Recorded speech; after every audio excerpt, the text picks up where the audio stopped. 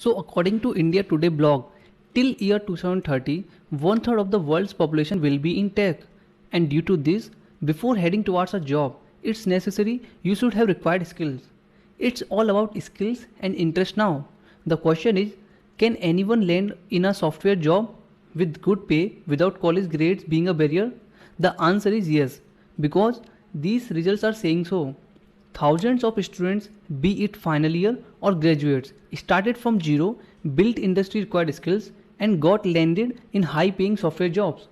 They got hired in 1000+ companies too, all thanks to proven curriculum developed by IIT grades who worked with top companies like Amazon, Microsoft as product developers. The name of this proven curriculum is NxtWave CCBP Intensive.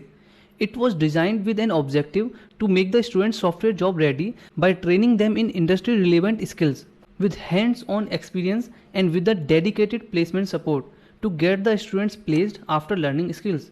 Many of us desire to get placed with good pay in the software field but might not know what skills are required for that.